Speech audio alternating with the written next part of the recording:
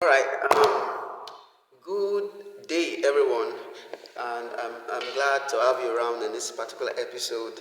And I believe you watched the previous episode, and this is basically for a students around Nigerian tertiary institution, and the challenge that they face in the tertiary institution, the higher institution, and what this platform is for is to provide solutions to the different challenges that Nigerian students face. Not just Nigerian students though, like students all over the world. But basically, I'm channeling this to Nigerian students. When you got to treat it from the root.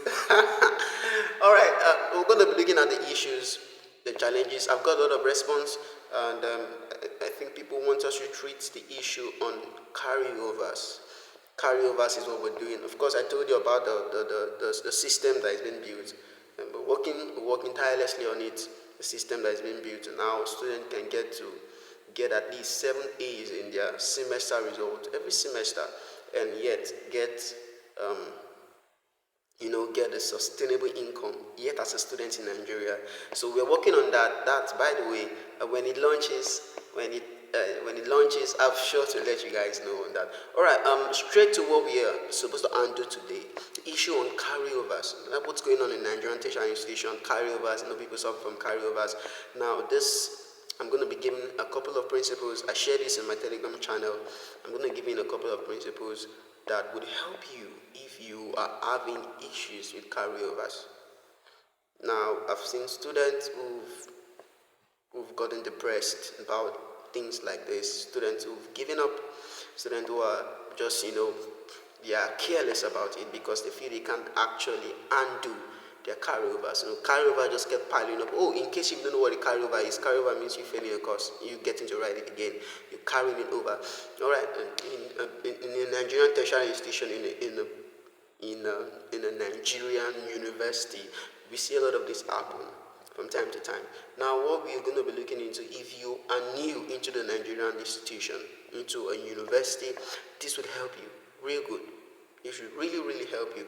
But if you possibly in your third year, your fourth year, your fifth year, maybe you were doing well, or along the way you stumbled upon a particular course, you're having a career in a particular course. I'm going to do a video later about that, but this might help you. But for you who are just starting, and you in your second year possibly you get a carryover, you discover you've got a carryover in the previous year. This would help you real good. But basically, this would help you real good. This is for you. Now pay attention to the end of the video. Now the first thing, I want to go straight into it. I'm going to be giving, I think there are about 6 principles, but I'm going to share with you just 2. You don't share secrets like this, freely most times. But I'm going to share a couple of them because I have had carryovers before. I've had a couple of carryovers. I think I had 2 of them, so I'm talking from experience. And this had worked. Yeah, it's worked over and over again. And I'm trusting that it will help you. Yeah, it will help you. Now, the first principle I want to give, if you discover you've gone in a carryover, you battling the carryover, the first thing I want to encourage the student to do is to change their pattern of study. Now, there's a pattern of study I'm going to tell you about right now in a few minutes that I want you to enact. The first thing you ought to do if you're battling the career, because you're going to be writing other courses and then you're having a side course that you just got to pass so you don't get held back in the school. You've got a side course that's going to be sharing your time because you still got to study for that course. And I want to tell you, the stigma that comes with you writing a carryover course does not exist. I beg to tell you, it's real. Yeah, it is real, but I want you to see it as it doesn't exist. Back then, I was scared, ashamed of myself. Yes, I'm trying to be real here. I was ashamed that God, I get to go back to write the carryover course with students whom now have passed my junior and all that. But look, that doesn't exist. Absolutely. Because at the end of the day, you discover that most of the people you were trying to hide your face from in the school, you don't get to see them 2 years, 3 years, 5 years from now, except the ones that are very close to you. So who cares? And more so, they're not paying your tuition fee, they're not paying your school fee. So try not to be ashamed, because most of the reason why people tend to be careless about the carryover course, and that carryover course get to keep them for long in the institution, is because they are ashamed and they don't seek for help. They don't go for help. That's why we're here. In the social media, you can get help like this for free without having to open your face up. But who cares? Come on. Okay, just throw that away. Don't be scared writing a career course. Never be bold. It's just a mistake. Possibly you didn't pay attention to the course. Okay, I'm not going to dwell on that, but you're going to see videos of this later on about how to handle carryover courses and the shame and all that. But I will not directly want to call it shame. Okay, the first point I said is the principle on your study pattern. You're going to change the study pattern, and there's a principle I want you to enact. It's called the principle of man. The principle of man.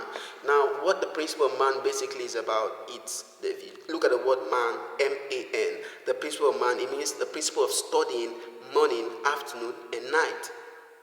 A lot of my students might have heard me talk about this a couple of times. So what you'll be doing exactly is changing your study. Very important, changing your studying patterns. You've got to change your study patterns. And if you're going to clear that particular course, waiting outside for you, you've got to change your study pattern, so that you can accommodate that course and then you can clear it up.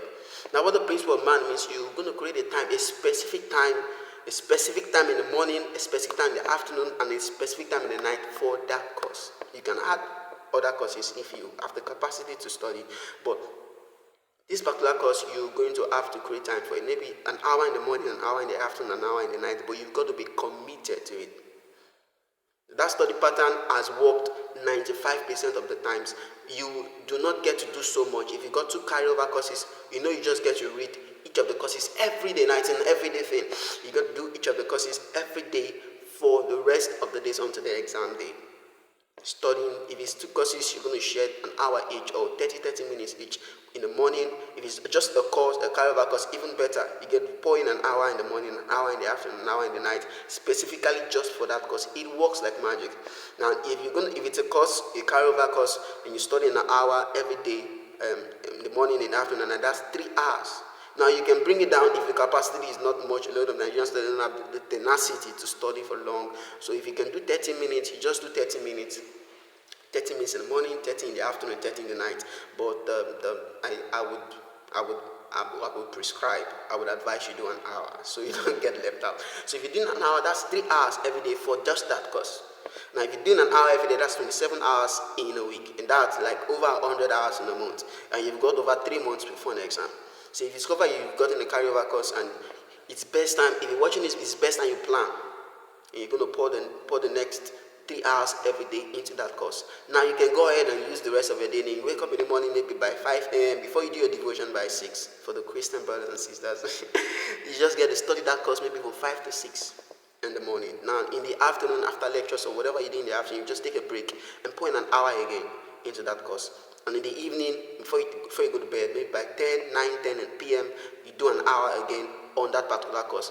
And I can assure you, 3 hours every day, if you can do this consistently, even in 2 months, there is absolutely no question that will come out in that exam again that you will not be able to answer. It's a principle that has worked. It worked for me. It worked for a lot of students. It can work for you too. All right, I don't want to dwell more on that. I think in subsequent videos, I'm going to reveal on how you can help yourself in that area. Now, the second principle is the principle of relationship. Now, we're talking about, especially in Nigerian institution, this works 95%. The principle of relationship. Now, what I'm talking about, I'm going to do a video again, and I'm going to give you details about this particular point because this is like the most important of the points. Now, what I'm talking about, especially in Nigerian institution, and if you in any other institution outside Nigeria, and you might, I don't know, maybe you might want to look into this again. Now, this is amazing. This is amazing. Now, the course which you have a carryover on, you might want to create a relationship with the lecturer. Yeah. Big time. You might want to create a relationship with the lecturer. I feel like telling you a story, but I don't know how that would sound. But I can go ahead. I think my first carryover, I had no idea how this worked then, but then it's just something that worked for me, and I enacted it, and it has been working over on. I had a carryover, and the lecturer in Nigerian university, then the lecturer, I'm not going to tell you my university. The university I went to, but then I was in my 300, I had a carryover, then I was supposed to write it. Now, the issue was that after preparing for that course, doing all I don't know how it happened, but I just happened to become so close to the lecturer. I go to his house, help him out with stuff and do a lot of things. And he just possibly send me on errands. Sometimes he calls me that this is a man who failed me. But I was not really after doing that. But I just drew close to him. I don't know, maybe by wondering why this man would fail me, or what did I do to get an F in this course. But out of curiosity, I just got close to him, and the relationship kind of worked. And it was intentional. I was very intentional to make the relationship work with him. He was an old man, a professor, but I just kept on going to his place, checking up on him every day. He comes to class, we got so close, and whenever he comes to class, he kind of calls my name, stuff like that. We got so close, he knew me. But then this relationship helped me out because when it was time to write that carryover course, I did my studies, I did my preparation, I went to write the carryover course. But guess what? And later on, after the results came out, I had a good grade in the carryover course. I had a B in the carryover course. And, I was not really expecting a B because I didn't really put in much study like that. And I was expecting a C. It's a carryover course, I should just get a pass it and all that. But guess what? I got a B, and amazing. Oh, glory to God. Thank God for that. But the lecturer later told me that, hey, it was not about, no, this is true. He told me that it was not about what I wrote. He just passed me. Look at that. He just passed me. He gave me a B. He didn't look at what I wrote. He saw my name and he just passed me. He just passed me. Now that works. Now, a lot of students, if you can get a lecturer to know your name, you've got a grace on your head. They can just pass you like that. This works. I'm going to share details, and now you can create a relationship with your lecturers because this works every single time. Now, no lecturer will want to fail a student who they know. It's fact. True. Happens every time. Now, let me not dwell on that. We're going to speak subsequently on this issue with the relationship. A lot of them don't know how to create a relationship with the lecturers. And I don't know. We're going to discuss this later on. Okay, the third thing I want to talk about before I bring this to a close is mentorship. Mentorship. Now, accountability. Even in the study, the 3-hour study, you've got to be accountable. Yes, you've got to be accountable. You won't possibly amount to much having to pass your carryovers if you want to do it in your comfort zone, in the confines of your comfort. You just get to read when you can. You only get to do. You only get to find out about the course. Because it's a carryover course, you kind of want to just be careless about it, or kind of don't want to worry yourself about it. I'm not saying worry yourself about it. I'm saying do not be careless about it, because that can keep you for an extra year, and you don't want to have an extra year in school. All right, back to what I was saying. Mentorship. If you're going to stay three hours a day, you've got to submit on that mentor. You've got to be accountable. Now, the mentor I'm talking about is not somebody that I'm talking about someone that seldom smiles with you. So it's the person can take disciplinary action when you misbehave.